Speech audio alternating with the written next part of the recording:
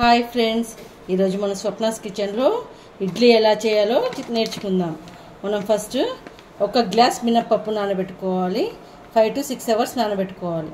తర్వాత ఒక glass మినప్పప్పుకి 2 glasses రవ్వ, ఇడ్లీ రవ్వ అండి. ఇది 2 glasses నానబెట్టుకోవాలి. ఇది ఒక గ్లాస్ మినప్పప్పు అండి. నేను నానబెట్టి 6 hours అవుతుంది. 6 hours అవుతుంది. ఇప్పుడు దీన్ని రుబ్బుకోవాలి. ఇది రుబ్బుకునే వరకు మనం రవ్వను నానబెట్టుకోవాలి. రవ్వను నానబెట్టుకున్నాం కదండి, దీనిలోని వాటర్ తీసేయాలి. వాటర్ లేకుండా చూడాలి. చూడండి, ఇలా వాటర్ లేకుండా అయినాక మనం మిక్సీ పట్టుకున్న పిండిని ఇందులో వేయాలి.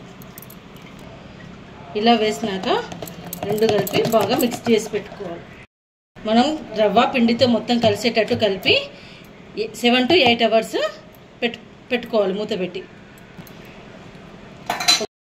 చూడండి, మనం రెడీ చేసి పెట్టుకున్న ఇడ్లీ పిండి 8 hours తర్వాత ఇలా తయారవుతుంది. దాన్ని కొంచెం ఉప్పు వేసి,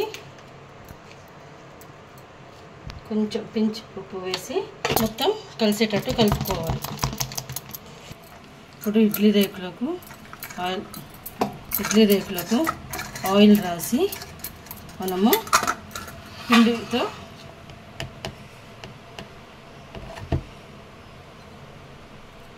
ఇలా వేయాలి.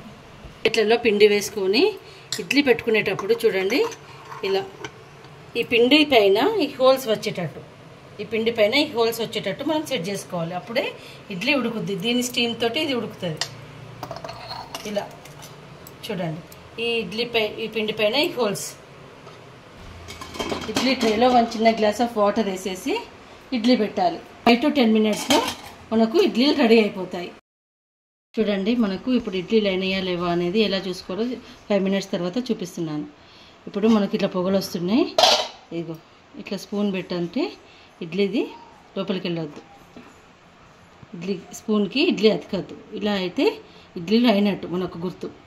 ఇట్లా స్టవ్ బంద్ చేసిన వెంటనే ఇడ్లీని తీయొద్దు. ఒక 2 minutes స్టీమింగ్కి అలానే ఉంచాలి. ఉంచినప్పుడే ఇడ్లీ మంచిగా ఫ్లఫీగా వస్తుంది. ఫాలో అవుతూ మీరు కూడా ఇలా తెల్లని కమ్మటి ఇడ్లీలు ఎంతో టేస్టీగా హెల్తీగా. చూడండి, మన ఇడ్లీ ఎంతో మెత్తగా స్పాంజీ దూదిలాగా ఉంది. చూడండి, మీరు కూడా ఇలాంటి మెత్తటి ఇడ్లీల కోసం, దూది లాంటి ఇడ్లీల కోసం నా ఛానల్లో చూసి చేసుకొని ఎలా ఉందో కామెంట్ బాక్స్లో కామెంట్ చేయండి. షేర్ అండ్ సబ్స్క్రైబ్ చేయండి.